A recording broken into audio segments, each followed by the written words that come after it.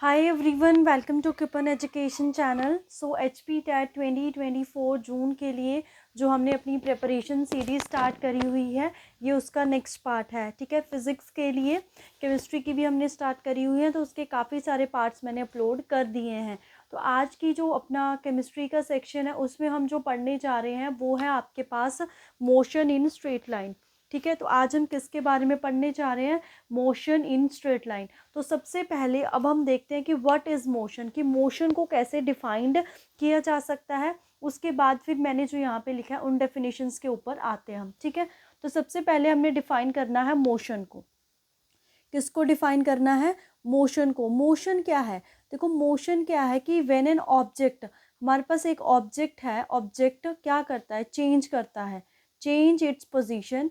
When an object change its position with respect to time, change its position with respect to time, with respect to time, then the given object is in motion। हम क्या बोलते हैं कि जो वो object है वो किस में है? मोशन में है।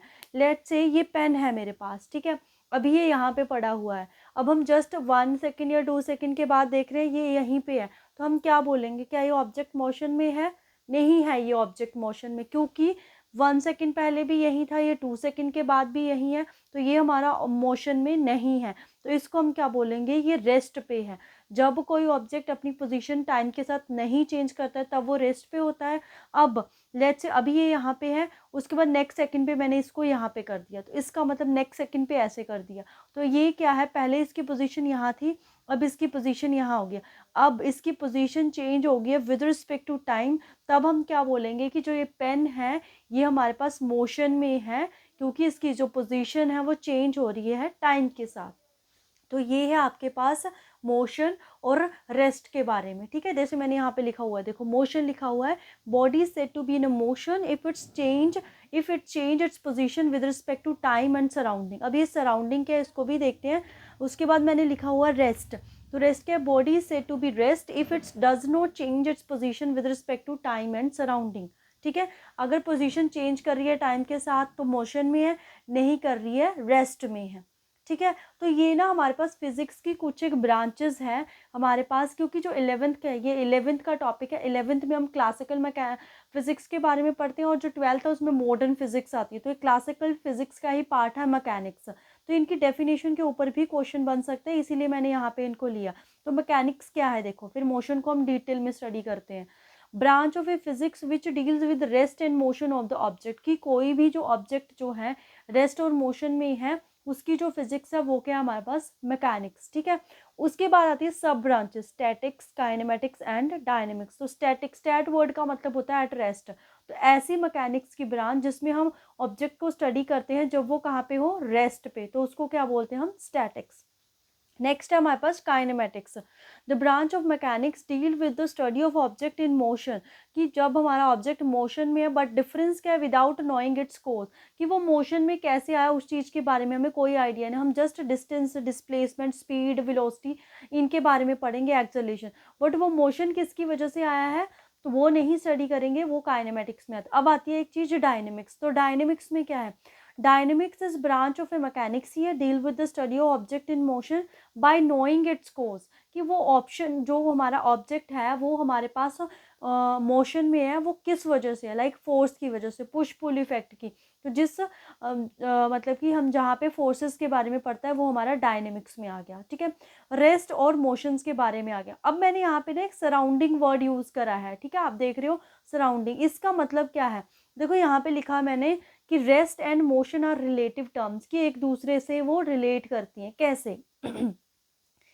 It means an object may be rest with respect to one object and at the same time it may be in motion with respect to another object।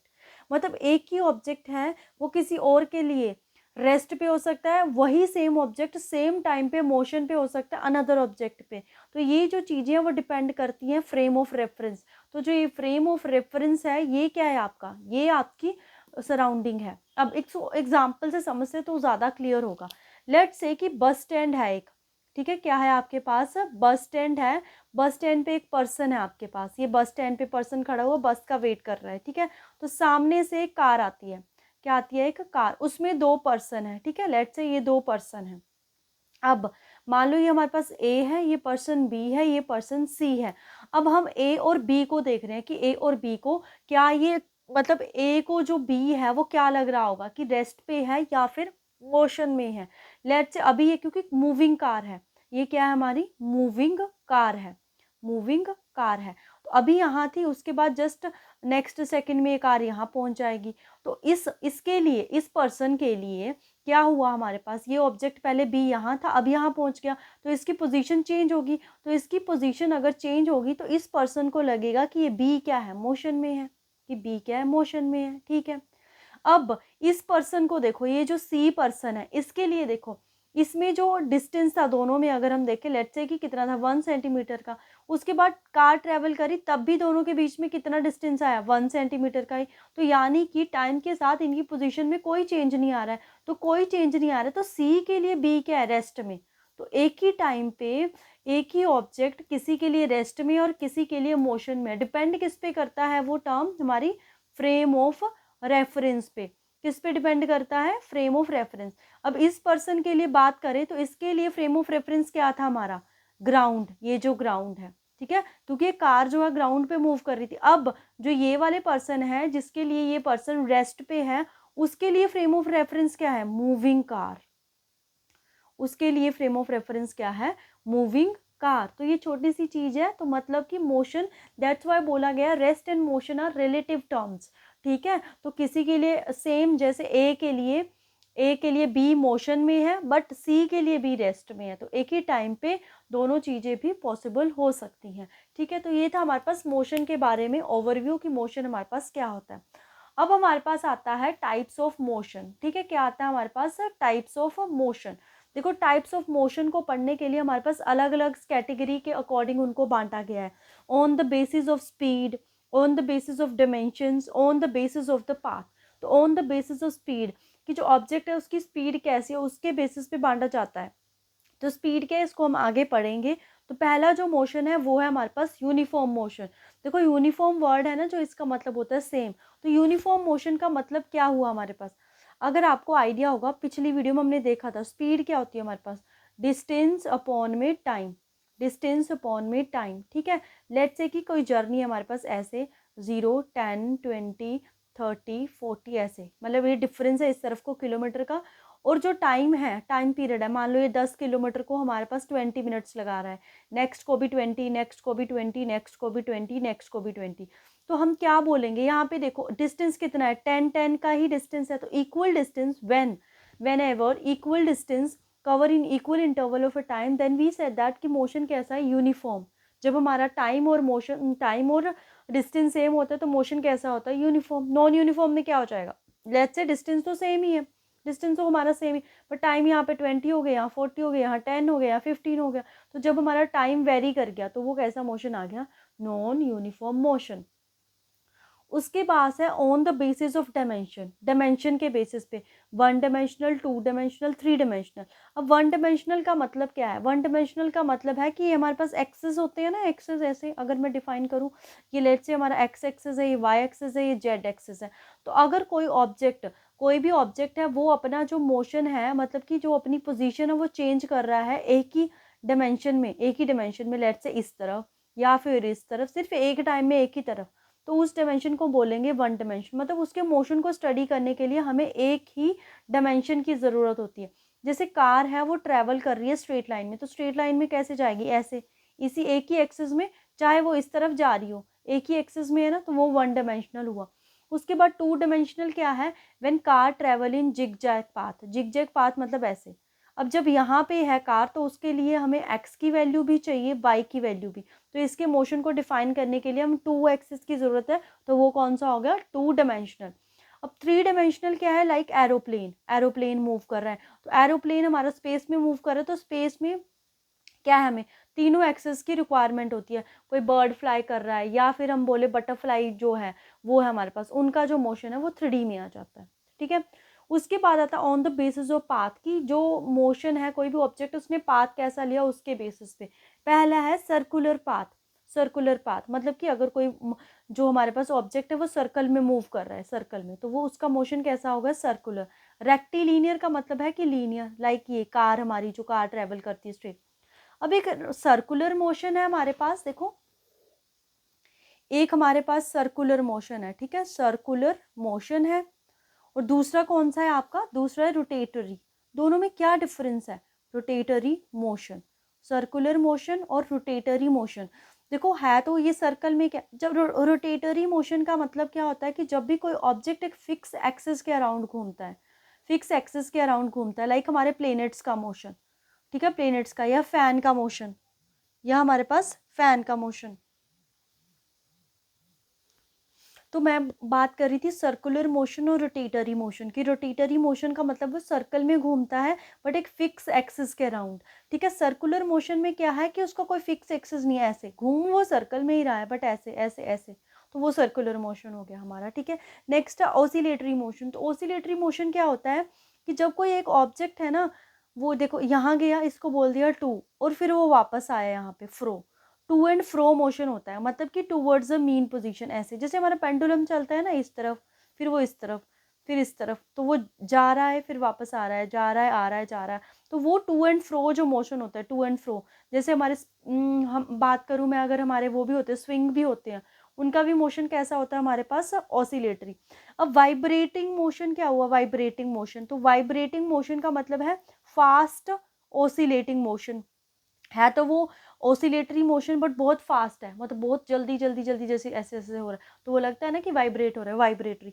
उसके बाद प्रोजेक्टाइल मोशन क्या होता है कि जब भी हम किसी ऑब्जेक्ट को हिट करते हैं, किसी ऑब्जेक्ट को हिट करते हैं विद सम इनिशियल वेलोसिटी, ऐसे ऐसे, जैसे हमारे पास कोई क्रिकेटर है वो बॉल को हिट करता है, तो वो ऐसे, जैसे सिक्स का जो पाथ होता है वो ऐसे बनता है, ऐसे ऐसे, तो उसको हम क्या बोल देते हैं कि वो हमारा मोशन कैसा है, प्रोजेक्टाइल, ठीक है। तो ये मैंने क्यों बताया, यहाँ से क्वेश्चन नहीं आता बट आपको जस्ट फील आए टॉपिक का कि ये बहुत इंपॉर्टेंट है, इस चीज़ को समझना, यूनिफॉर्म और नॉन यूनिफॉर्म का।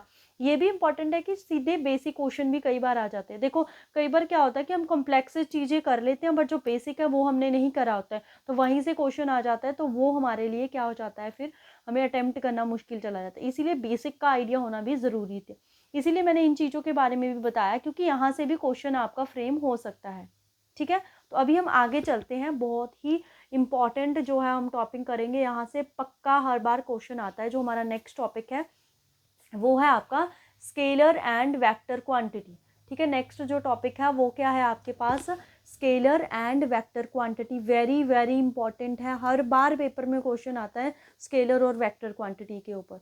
तो पहली स्केलर क्वांटिटीज है, देखो इसकी डेफिनेशन देख लेते हैं हम। If only magnitude is required to specify a physical quantity, मतलब कि मैग्नीट्यूड को पता आपने क्या समझना है, मैग्नीट्यूड को आप लेट्स से मैं यहाँ पे कर रही हूँ ये ना, तो मैग्नीट्यूड है ना आपके पास, मैग्नीट्यूड, तो मैग्नीट्यूड का मतलब है आपके पास अमाउंट, अमाउंट, ठीक है, अमाउंट। लाइक आपके पास किसी ने बोला शुगर लेके आनी है आपको, तो शुगर कितनी लेके आनी है, 5 kg, तो उसका अमाउंट क्या है, 5 kg, तो यही इसका मैग्नीट्यूड भी है, ठीक है। बच्चों को बड़ी कन्फ्यूजन होती है कि व्हाट इज मैग्नीट्यूड, तो ये जो है ये टर्म ही इसका मैग्नीट्यूड है, 5 kg। तो किसी फिजिकल क्वांटिटी को अगर डिफाइन करने के लिए हमें सिर्फ और सिर्फ मैग्नीट्यूड की ज़रूरत होती है, तो वो स्केलर होती है। लाइक यही, ये शुगर का क्या है, मास, तो मास के लिए हमें सिर्फ उसका अमाउंट चाहिए, हमें ये तो नहीं चाहिए कि जैसे हमें 5 kg शुगर लेके आनी तो इसी डायरेक्शन में लेके आओ, या इसी डायरेक्शन में, या इस डायरेक्शन में, या इस डायरेक्शन में, मतलब किसी और डायरेक्शन में अगर हम चले जाएं तो उसका मैग्नीट्यूड डिपेंड नहीं होगा, मतलब उसको डिफाइन करने के लिए हमें मैग्नीट्यूड की ज़रूरत है। ऐसी क्वांटिटीज़ को हम क्या बोलते हैं, स्केलर क्वांटिटी। बहुत ही इंपॉर्टेंट टर्म है, अच्छे से। तो इसमें डेफिनेशन एग्जांपल कौन कौन सी आती है, मास, लेंथ, टाइम, डिस्टेंस, स्पीड, ये सारे क्या हैं इसके एग्जांपल हैं, ठीक है। और एग्जांपल लिखना चाहते हो ना, तो इसमें ना आप वर्क और एनर्जी भी लिख लो, वर्क और एनर्जी, दीज ऑल्सो आर हमारे पास, क्योंकि क्वेश्चन इन्हीं के ऊपर होता है, ऑप्शंस में ये होते हैं वर्क, एनर्जी और डिस्टेंस, स्पीड, ये चारों चीज़ें होती हैं हमारे पास ऑप्शन में पूछा होता है जब स्केलर क्वांटिटी के बारे में। एक ये इंपॉर्टेंट पॉइंट है, it is always positive, scalar quantity जो है वो हमेशा ही पॉजिटिव होती है, क्योंकि अगर कोई चीज़ मैग्नीट्यूड के ऊपर डिपेंड कर रही है तो मैग्नीट्यूड मतलब कुछ ना कुछ होगा तभी हम उसके बारे में बोले, या तो वो होगा ही नहीं या फिर 1 2 3 ऐसे होगा, तो इसीलिए ये हमेशा पॉजिटिव होती है। आपको ऐसे भी क्वेश्चन आता है, 4 टर्म्स दे रखी होंगी, बताओ इसमें से कौन सी पॉजिटिव होगी या कौन सी नेगेटिव होगी। जो तीनों हमारे पास अगर स्केलर है, चौथी वेक्टर होगी तो वो नेगेटिव हो जाएगी, क्योंकि वेक्टर क्वांटिटी जो है पॉजिटिव नेगेटिव जीरो कुछ भी हो सकती है। ठीक है, बहुत ही इंपॉर्टेंट है। उसके बाद वेक्टर क्वांटिटीज क्या है, if magnitude as well as a direction both are required to specify a physical quantity, कि किसी फिजिकल क्वांटिटी को स्पेसिफाई करने के लिए हमें मैग्नीट्यूड और डायरेक्शन, मैग्नीट्यूड और डायरेक्शन दोनों की ज़रूरत होती है, उसे हम बोलते हैं वेक्टर क्वांटिटी।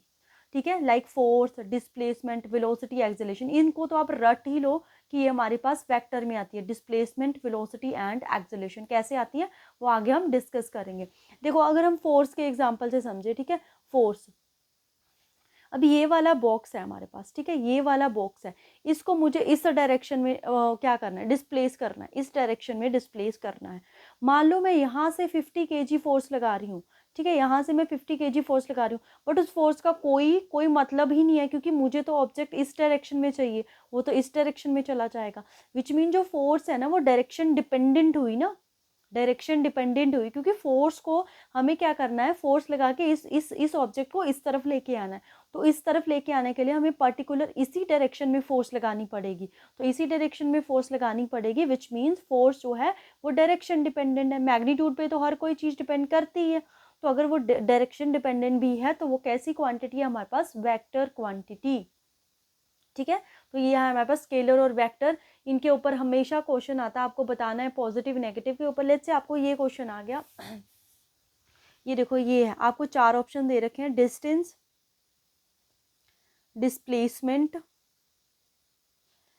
वेलोसिटी और थर्ड फोर्थ दे दिया फोर्स, कि बताओ इसमें से जो पॉजिटिव है वो कौन सा होगा। ये वेक्टर है, ये वेक्टर है, ये वेक्टर है, तो ये तो नेगेटिव हो सकते हैं, तो ये डिस्टेंस स्केलर है, ये हमेशा पॉजिटिव हो सकता है, ये हमेशा पॉजिटिव ही होगा। या पूछ ले स्केलर क्वांटिटी कौन सी है तो डिस्टेंस, ऐसे ऐसे क्वेश्चन, बाकी हम पीवाई क्यों करेंगे वहाँ से ज़्यादा क्लियर हो जाएगा। ठीक है, अब हम पढ़ेंगे डिस्टेंस और डिस्प्लेसमेंट के बारे में, तो इसमें भी बच्चों को बहुत ज़्यादा कन्फ्यूजन होती है डिस्प्लेसमेंट और डिस्टेंस के बारे में। देखो इसको हम ना एग्जाम्पल से समझते तो ये ज़्यादा क्लियर होंगी चीज़ें। ठीक है, लेट्स से आपके पास एक पर्सन है ए, ठीक है, पर्सन मतलब ए पोजीशन है, ये रहा आपका पर्सन ऐसे, ठीक है, वो कहाँ पे गया ऐसे, लेट्स से बी पोजीशन पे गया, ऐसे हमारे पास बी पोजीशन पे गया, उसके बाद वो सी पोजीशन पे गया, उसके बाद वो सी पोजीशन पे गया। ठीक है, तो ये उसकी इनिशियल पोजीशन हुई, ये उसकी इनिशियल पोजीशन हुई और ये उसकी फाइनल पोजीशन हुई। ठीक है, वो उसकी फाइनल पोजीशन हुई। तो अब हमें फाइंड आउट करना है डिस्टेंस और डिस्प्लेसमेंट क्या है। देखो डिस्टेंस क्या होता है कि जो उसने एक्चुअल पाथ कवर करा, जहाँ से वो चला, initial position, initial actual path length between initial position और फाइनल पोजीशन, की इनिशियल पोजीशन और फाइनल पोजीशन में एक्चुअल पाथ लेंथ है क्या, जहाँ से वो गया वो वाला डिस्टेंस है। लेट्स से कि हमारे पास ये 3 है और ये हमारे पास 4 है। ठीक है, ये हमारा 3 किलोमीटर था और ये हमारा 4 किलोमीटर है, तो वो उसका जो डिस्टेंस हो गया वो टोटल कितना हो गया, 7 किलोमीटर। अब वो पूछता है डिस्प्लेसमेंट, तो देखो मैंने डिस्प्लेसमेंट को क्या लिखा, it is the shortest path length travelled by body between initial and final position. मतलब हमें शॉर्टेस्ट पाथ देखना है बिटवीन इनिशियल और फाइनल पोजीशन के बीच में, हमें कोई वो नहीं करना है कि वो कहाँ से गया, उससे कोई मैटर नहीं करता है, हमें देखना है शॉर्टेस्ट पाथ। तो अगर मैं देखूँ शॉर्टेस्ट पाथ ये बन रहा है दोनों के बीच में, ये हमारा शॉर्टेस्ट पाथ बन रहा है, ये वाला क्या बन रहा है, shortest path between A and C, तो ये हमारी डिस्प्लेसमेंट होगी। इसको हम कैसे निकालेंगे, पाइथागोरस थ्योरम से लगा सकते हैं। ये हमें बेस दे रखा है, ये परपेंडिकुलर दे रखा है, हमें हाइपोटेन्यूज निकालना है, तो बेस का स्क्वायर 3 9 प्लस में 4 का 16 25 रूट 25, तो ये कितना आ गया 5 किलोमीटर। तो हमारा डिस्प्लेसमेंट कितना हुआ 5 किलोमीटर। एक और एग्जाम्पल करते हैं, उससे ज़्यादा क्लियर हो जाएगा हमारे पास। ये ए है, ये बी है, ये सी है, तो जो वो पर्सन है, यही वाला पर्सन जो है वो यहाँ तक गया, लेट्स से ये 4 किलोमीटर है, फिर ये 3 किलोमीटर है, यहाँ से यहाँ गया वो, फिर वापस यहाँ आ गया, तो ये इनिशियल पोजीशन हुई, ये फाइनल हुई, तो उसकी एक्चुअल पाथ लेंथ क्या हुई, डिस्टेंस क्या हुआ 4 किलोमीटर, 3 किलोमीटर, फिर वापस 3 आ गया, 4 3 7 3 10। अब हमें डिस्प्लेसमेंट निकालनी है, तो डिस्प्लेसमेंट क्या है उसकी, displacement is the distance between initial और फाइनल। तो इनिशियल और फाइनल तो ये हुई, तो इसके बीच में डिस्टेंस कितना है 4, तो इसके बीच में डिस्टेंस कितना है 4, तो डिस्प्लेसमेंट कितनी आ जाएगी 4 किलोमीटर। अब लेट्स से ये ए है, ये आपके पास बी है, ये 10 किलोमीटर है, यहाँ से चला वो फिर यहाँ वापस आ गया, तो यही इनिशियल है यही फाइनल है, तो डिस्टेंस कितना हुआ 10 ये होगा 10 ये होगा 20। अब बात आती है डिस्प्लेसमेंट की, तो इनिशियल और फाइनल पोजीशन ही सेम है, तो डिस्प्लेसमेंट क्या हो जाएगी 0। ठीक है, आई होप आपको ये चीज़ें समझ में आए होंगी। तो अब आते हैं हम डिफरेंस पे।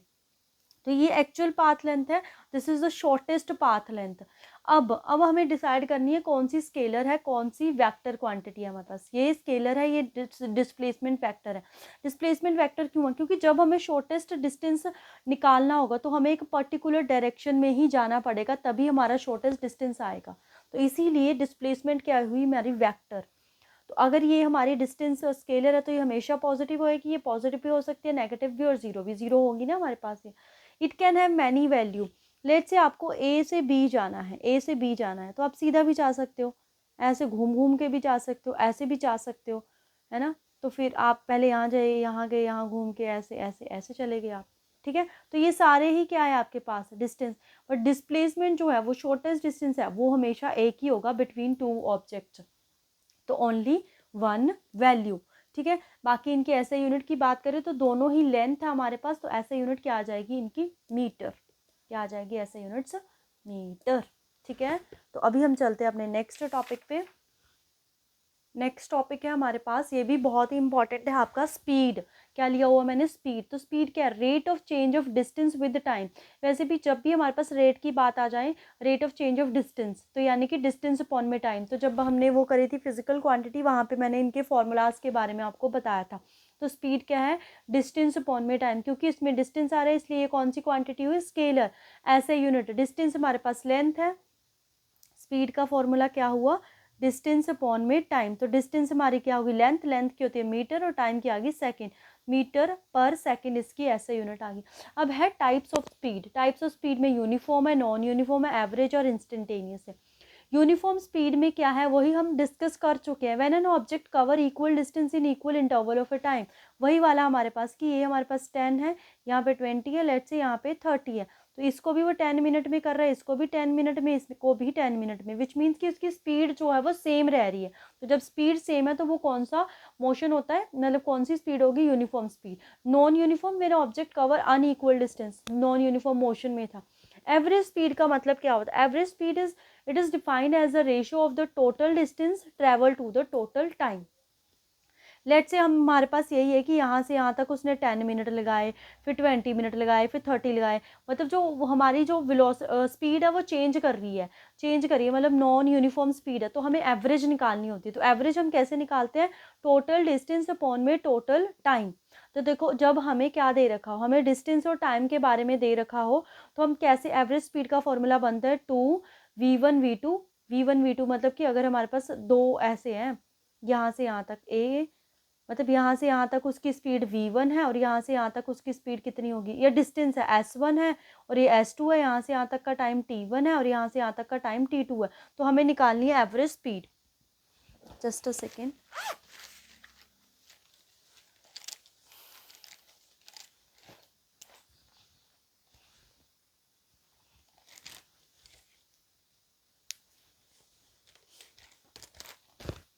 हमें निकालनी है एवरेज स्पीड। ठीक है, हमें क्या निकालनी है एवरेज स्पीड।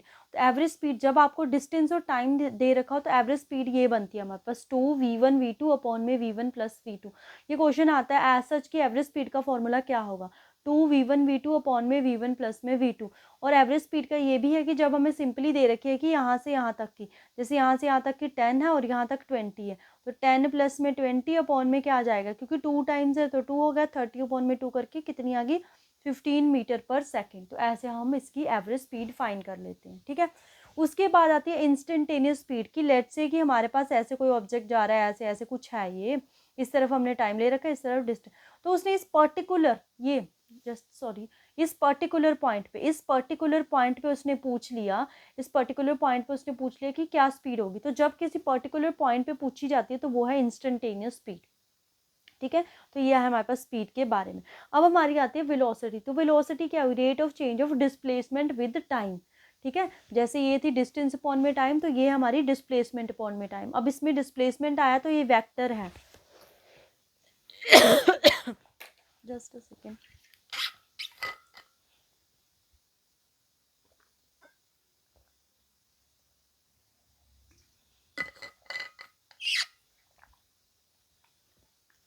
तो ये क्या आ गई, इसमें डिस्प्लेसमेंट है तो वेक्टर है, ऐसे यूनिट दोनों की ही सेम रहेगी। बाकी टाइप्स की बात करें सेम वही टाइप्स है इसके भी, नॉन यूनिफॉर्म, यूनिफॉर्म, एवरेज, वही है सारी बातें, बस उसमें स्पीड की जगह वेलोसिटी। एक है रिलेटिव वेलोसिटी हमारे पास, ठीक है।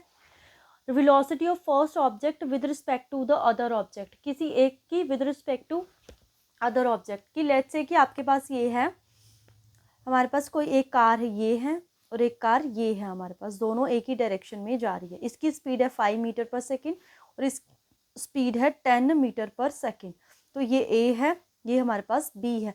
तो हमें वेलोसिटी निकालनी है ए की विद रिस्पेक्ट टू बी। तो हम कैसे निकालते हैं, ए माइनस में बी करके, ए माइनस में बी। तो ए की कितनी है 5, बी की कितनी है 10, तो हमारे पास कितना आ जाएगा, माइनस का 5 आ जाएगा, ठीक है। अब हमें निकालनी है बी की विद रिस्पेक्ट टू ए, तो वो क्या हो जाएगी, वी बी माइनस में वी ए। तो वी भी कितना है हमारे पास, वी बी हमारा 10 है और वी ए कितना है हमारे पास 5। तो 5 क्योंकि इससे 5 ज़्यादा हुई ना, इसकी बी की इससे 5 ज़्यादा हुई, इसीलिए यहाँ पे कितना आया इसका 5। इसकी 5 है, 10 तो इससे ज़्यादा है ही है हमारे पास ये, 10 तो इससे ज़्यादा है ही है हमारे पास ये, ठीक है। तो ये हुई हमारी रिलेटिव। रिलेटिव के ऊपर आज से कभी तो क्वेश्चन नहीं आया है। अब हम नेक्स्ट टर्म पे चलते हैं। नेक्स्ट टर्म है हमारे पास एक्सलरेशन, ठीक है। नेक्स्ट टर्म कौन सी आपकी, एक्सलरेशन। तो एक्सलरेशन क्या है, rate of change of velocity with respect to time. पहले rate of change of distance और डिस्प्लेसमेंट चल रहा था, अब क्या आ गया, rate of change of velocity with respect to time. Acceleration velocity of a time, तो इसमें वेलोसिटी आ रही है तो ये वेक्टर क्वांटिटी होगी, और ऐसे यूनिट क्या आ गई, मीटर पर सेकेंड स्क्वायर। अब इसके टाइप आए हैं पॉजिटिव एक्सलेशन, नेगेटिव एक्सलेशन और जीरो। पॉजिटिव एक्सलेशन का मतलब है if the velocity of object increase, अगर हमारे पास ऑब्जेक्ट की जो वेलोसिटी है वो इंक्रीज करे, ठीक है। फॉर एग्जांपल बस लीविंग, बस लीव फ्रॉम बस स्टैंड, कि जो जब बस लीव करती है बस स्टैंड से, धीरे धीरे आती है, धीरे धीरे आती है, उसके बाद एकदम से स्पीड इंक्रीज करती है, तो वो पॉजिटिव एक्सलेशन का एग्जांपल हुआ। Negative acceleration if the velocity of the object decrease with time, when बस, फॉर एग्जांपल व्हेन बस एंटर्स इन बस स्टैंड, जब बस स्टैंड में एंटर करती है तो धीरे धीरे एंटर करती है ना, क्योंकि उसने पूरा पार्किंग में लगना होता है, तो अपनी पहले ज़्यादा स्पीड थी तो उसके बाद कम स्पीड करी, तो वो होगी नेगेटिव एक्सलेशन, ठीक है। वो क्या हुई, नेगेटिव एक्सलेशन। नेगेटिव एक्सलेशन को ना रिटार्डेशन भी बोलते हैं। क्या बोलते हैं, नेगेटिव एक्सलेशन को रिटार्डेशन, ठीक है। ये भी याद रखना, रिटार्डेशन मतलब स्पीड जो वेलोसिटी है वो कम हो रही है आपके पास। उसके बाद जीरो एक्सलेशन, जीरो एक्सलेशन कब होगी, जब हमारी मतलब कि इनिशियल और फाइनल वेलोसिटी सेम हो, क्योंकि टाइम तो चेंज करेगा। तो when an object has a uniform motion, uniform motion मतलब इनिशियल वेलोसिटी और फाइनल वेलोसिटी सेम है, तो हमारी एक्सलेशन क्या हो जाएगी, जीरो एक्सलेशन। ये हो गया। अब देखो, अगर मैं इसमें बात करूँ ना, तो सबसे इंपॉर्टेंट एक तो हमारे पास जो हमने डिस्कस करा स्केलर वेक्टर, ठीक है, ये स्पीड वेलोसिटी के डिफरेंस वगैरह, ये एक्सलेशन के। अब उसके बाद मोस्ट इंपॉर्टेंट आपका ये है position time graph. Position time graph, position time graph को डिस्प्लेसमेंट टाइम ग्राफ भी बोलते हैं, क्योंकि पोजीशन है, पोजीशन मतलब डिस्प्लेसमेंट, तो डिस्प्लेसमेंट टाइम ग्राफ या position time graph. For an object at rest और स्टेशनरी ऑब्जेक्ट, की जो ऑब्जेक्ट है वो हमारा रेस्ट पे है, तो हमें ग्राफ बनाना है पोजीशन और टाइम। देखो जोन सा भी ग्राफ होता है, पोजीशन टाइम ग्राफ या डिस्प्लेसमेंट टाइम ग्राफ, मतलब पहले जो है वो वाई एक्सिस की बात होती है, तो ये वाई एक्सिस पे, ये हमारा एक्स एक्सिस पे, ये वाई एक्सिस पे, ये हमारा एक्स एक्सिस पे। तो जो ऑब्जेक्ट है, देखो ऑब्जेक्ट हमारे पास यहाँ पड़ा हुआ है, अब वो 10 मतलब कि 0 सेकंड पे भी यहीं था, क्योंकि उसकी पोजीशन लेट से यहाँ से यहाँ कितनी है 10 मीटर, तो वो 1 सेकंड के बाद भी यहीं रहेगा, 2 सेकंड, 10, 15, 20 कितने भी सेकंड हो यहीं रहेगा, उसकी पोजीशन में कोई चेंज नहीं आएगा, क्योंकि वो स्टेशनरी ऑब्जेक्ट है। तो हमारा ग्राफ कैसा आता है, इसको हम लिखते हैं parallel to X axis, parallel to X axis, कैसा ग्राफ आया, पैरेलल टू एक्स एक्सिस। यहाँ से क्वेश्चन यही फ्रेम हो सकता है, आपको 4 ऑप्शन देंगे कि कहाँ पे जो ग्राफ हो वो ऐसा फ्रेम होता है पैरेलल टू एक्स एक्सिस। तो कौन सा है, जब ऑब्जेक्ट हमारा कहाँ पे है, स्टेशनरी ऑब्जेक्ट। अब है हमारे पास नेक्स्ट जो ग्राफ है वो है for an object in uniform motion. Uniform motion हमारे पास, यूनिफॉर्म मोशन मतलब कि जो ऑब्जेक्ट है उसकी position with respect to time वो सेम रह रही है। मतलब यहाँ पे अगर 1 है टाइम, यहाँ 2 है, यहाँ 3 है, यहाँ पे भी 1 है, यहाँ पे 2 है, यहाँ तो ऐसे ऐसे ऐसे ग्राफ चल रहा है हमारे पास, ऐसे ऐसे ही लिया ना, ये यहाँ पे पॉइंट आ गया, फिर यहाँ पे पॉइंट आ गया, फिर यहाँ पे, फिर यहाँ पे, ऐसे। तो ये कैसा ग्राफ आया, straight line graph. Straight line graph, but ये पैरेलल नहीं है किसी के भी पैरेलल नहीं है, इसीलिए इसमें क्या आएगी, स्लोप। तो slope of A position time graph. तो आपको एक याद रखना है कि जब भी आपको स्लोप का क्वेश्चन आएगा तो आपने वाई एक्सिस अपॉन में एक्स एक्सिस कर देना है। जब भी आपको स्लोप का क्वेश्चन आएगा तो आपने वाई एक्सिस अपॉन में क्या कर देना है, एक्स एक्सिस। तो वाई एक्सिस पे हमने क्या ले रखा है, पोजीशन, जिसको हमने डिस्प्लेसमेंट बोला है, और एक्स एक्सिस पे क्या ले रखा है हमने, टाइम। तो slope of A position time graph that is displacement upon में टाइम किसके इक्वल होती है, velocity. Very very important line है ये, क्वेश्चन बहुत बार फ्रेम होता है कि जो डिस्प्लेसमेंट टाइम ग्राफ है या पोजीशन टाइम ग्राफ है उसकी स्लोप हमें क्या बताती है, तो क्या बताती है उसकी स्लोप हमें, वेलोसिटी। ऑल्सो जो स्लोप है वो हम टैन थीटा से भी फाइंड करते हैं। किससे फाइंड करते हैं, टैन थीटा से। अब देखो इसमें से ना आजकल क्वेश्चन आने फ्रेम हुए हैं, कैसे क्वेश्चन, देखो लेट्स से ना आपको ऐसे दे रखा है, ऐसे 2 ऑब्जेक्ट दे रखे हैं, इस तरफ है आपका पोजीशन और इस तरफ दे रखा है आपको टाइम, इस तरफ दे रखा है आपको टाइम।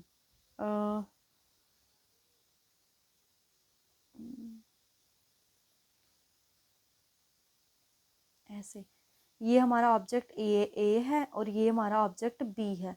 अब वो पूछ रहा है कि किसकी स्पीड ज़्यादा है, दोनों ने डिस्टेंस यहाँ तक कवर करा हमारा, है ना, यहाँ तक ऐसे।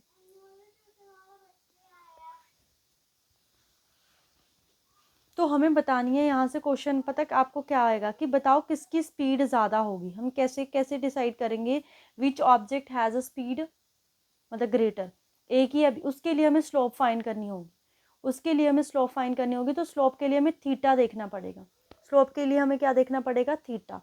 देखो इसका थीटा ये बन रहा है और इसका थीटा ये बन रहा है, तो आपको लग रहा है कि किसका एंगल ज़्यादा है। देखो ये ज़्यादा टिल्टेड है, अगर ध्यान से देखो इसका एंगल ज़्यादा है, तो अगर बी की स्लोप ज़्यादा है तो पी की स्पीड भी क्या होगी हमारे पास, ज़्यादा होगी।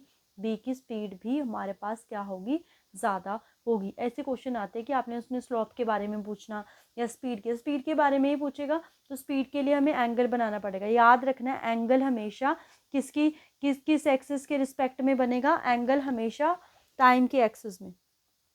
एंगल किसकी रिस्पेक्ट में बनेगा, हमेशा टाइम एक्सिस की रिस्पेक्ट में ही हमारे पास क्या बनेगा, एंगल बनेगा। अब लेट से आपके पास ये है, ऐसे दे दिया, ये ऑब्जेक्ट ए है और ये ऑब्जेक्ट बी है, ऐसे ऑब्जेक्ट बी दे दिया। इस तरफ आपका पोजीशन है, इस तरफ टाइम है, कि बताओ किसकी स्पीड ज़्यादा होती है। एंगल फ्रेम करते हैं तो यहाँ इसका थीटा ये है, इसका थीटा ये है, किसका थीटा ज़्यादा है, ए का। ए की स्लोप ज़्यादा है तो ए की स्पीड भी क्या होगी, ज़्यादा। अब ध्यान से देखना आपने, मैंने क्या करना है,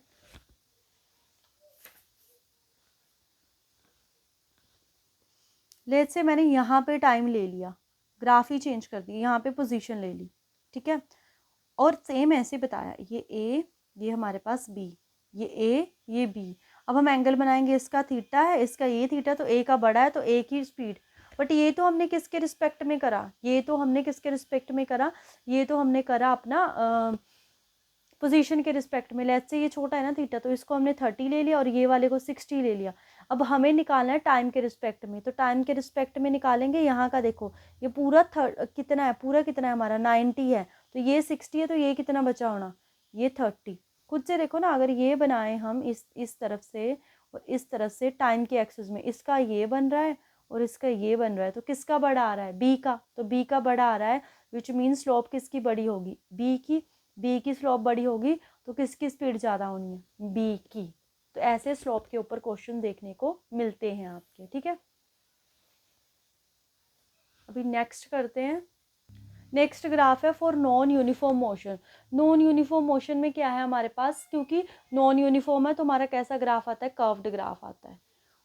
उसके बाद है वेलोसिटी टाइम ग्राफ। अभी हमने करे पोजीशन टाइम ग्राफ, अब ये है velocity time graph.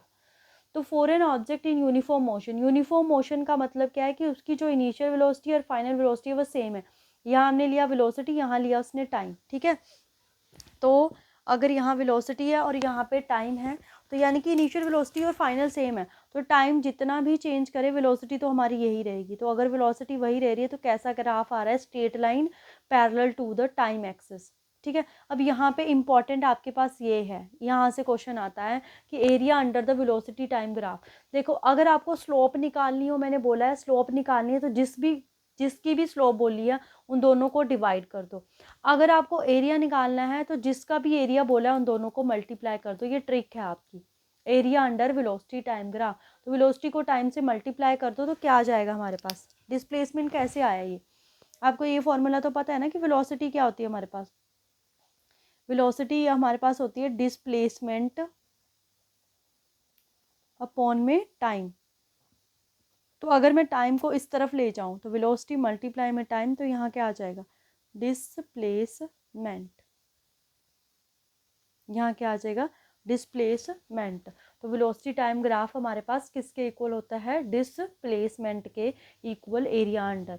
For an object in uniform accelerated motion, uniform accelerated motion का मतलब क्या है हमारे पास, यूनिफॉर्म एक्सेलरेशन मोशन का मतलब ये है कि हमारी जो स्पीड है वो क्या है, हमारी स्पीड जो है वो इक्वल रह रही है, equal interval of a time. वही हुआ ना, यूनिफॉर्म एक्सेलरेटेड मोशन का मतलब है स्पीड चेंज कर रही है, बट जो चेंज आ रहा है ना स्पीड में वो सेम रह रहा है। कैसे, जैसे ये है ना हमारे पास, देखो लेट्स से ये है यहाँ पे अगर हम बात करें यहाँ पे 0, यहाँ पे 10, 15, 20 ऐसे। तो यहाँ पे अगर मैं स्पीड की बात करूँ, यहाँ पे उसकी 10 थी, फिर उसके बाद स्पीड कितनी होगी उसकी, फिर 20 होगी है, फिर 30 होगी है, फिर हमारे पास 40 होगी ऐसे, ठीक है। तो चेंज जो है वो सेम रह रहा है, मतलब कि देखो यहाँ देखो ना, यहाँ पे थी स्पीड 1 सेकेंड के बाद, उसके बाद 2 सेकेंड के बाद, मतलब ये जो डिफरेंस है वो सेम रह रहा है। जैसे डिस्टेंस में था ना यूनिफॉर्म मोशन में, यूनिफॉर्म एक्सेलरेटेड मोशन का मतलब क्या है कि हमारी जो वेलोसिटीज़ हैं वो सेम रह जाएंगी, ठीक है। टाइम के साथ चेंज तो हो रही है ना, वेलोसिटी सेम नहीं रह रही है, टाइम के साथ चेंज हो रही है, बट वो क्या है, जो डिफरेंस है वो सेम आ रहा है, इसलिए ऐसा ग्राफ। और भाई स्लोप निकालनी है तो स्लोप कैसी होगी, slope of velocity time graph. Velocity time graph की स्लोप क्या होनी है, स्लोप के लिए हमें क्या फॉर्मूला बताया, दोनों को डिवाइड कर दो, वेलोसिटी अपॉन में टाइम। तो वेलोसिटी अपॉन में टाइम किसके इक्वल है, एक्सेलरेशन। तो ये भी बहुत इंपॉर्टेंट है, ये सभी इंपॉर्टेंट है, स्लोप वाले और अगर एरिया वाला, ठीक है। तो ये हमारे पास हो गया। अब एक ग्राफ है हमारे पास, for an object in uniformly retarded motion. तो रिटार्डेड का मतलब क्या है कि नेगेटिव एक्सेलेरेशन है, तो उसकी वेलोसिटी कुछ ना कुछ होगी, तो वेलोसिटी कम होगी, तो कम होगी तो ग्राफ कैसे आएगा, नीचे की तरफ। कैसे ग्राफ आएगा, नीचे की तरफ। अब है ये लास्ट हमारे पास आज की क्लास का आपका लास्ट टॉपिक है, ये इक्वेशन ऑफ मोशन। बस ये आपको इक्वेशंस जो है वो लर्न करनी है, क्योंकि आपको सीधे सीधे से न्यूमेरिकल्स आते हैं, वहाँ पे ये जो इक्वेशंस है वो यूज़ होती हैं। तो वो कौन कौन से हैं, सबसे पहला है v इज इक्वल टू में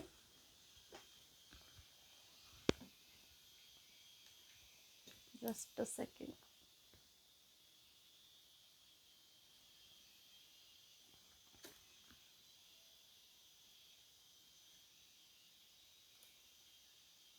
v इज इक्वल टू में u प्लस ए टी, पहली ये है। दूसरी आती है हमारे पास s इज इक्वल टू में U T plus half A T square. और एक आती है वी स्क्वायर माइनस में U square is equal to में 2as इज इक्वल टू में 2as। एक ना और आता है हमारे पास S N is equal to में u plus a by 2 into में 2n माइनस में 1, ठीक है। अगर मैं u की बात करूं तो u है यहाँ पे इनिशियल वेलोसिटी, v है यहाँ पे फाइनल वेलोसिटी, s है यहाँ पे डिस्टेंस या फिर डिस्प्लेसमेंट बोल सकते हैं। और क्या बचा, t तो पता ही टाइम, a क्या है यहाँ पे एक्सरलेशन, उसके बाद t क्या है टाइम, t क्या है टाइम। और यहाँ पे ये n है ना, n का मतलब है मतलब कि nth सेकंड ऐसे बोलते हैं कि 5 सेकंड में बताओ उसने कितना डिस्टेंस कवर करा होगा। इनिशियल वेलोसिटी है, फाइनल इनिशियल वेलोसिटी है, फाइनल मतलब एक्सेलेरेशन बोलिए और बोलिए 5 सेकंड में बताओ उसने कितना डिस्टेंस कवर करा होगा। तो यहाँ पे 5 initial velocity, final velocity, 2 5 10 minus में 9 करके ऐसे। ये वाला बहुत इंपॉर्टेंट है। अभी 24 में मेरे को याद नहीं है जून या नवंबर में से किसी एक में इसमें से क्वेश्चन आया हुआ था, आई थिंक सो जून में आया था। ठीक है, और ये भी इंपॉर्टेंट है, आगे जाके भी ये यूज़ में आएंगी। तो ये था आपके पास इक्वेशंस ऑफ मोशन के बारे में। तो आई होप आपको ये क्लियर हुई होंगी सारी चीज़ें। बहुत इंपॉर्टेंट है, ज़्यादा फोकस ये स्लोप और वेलोसिटी के ऊपर करना है। बाकी ये एक्चुअल में है क्या टर्म, स्पीड, वेलोसिटी, एक्सेलेरेशन, इनका भी ध्यान रखना है। ऐसा यूनिट क्या होती है इनकी, स्केलर, वेक्टर, क्वांटिटीज़ के बारे में भी ध्यान रखना है आपने। ठीक है, तो ये था आज के लिए इतना ही। बहुत ही जल्दी नेक्स्ट वीडियो में मिलेंगे। Thank you so much. Happy learning.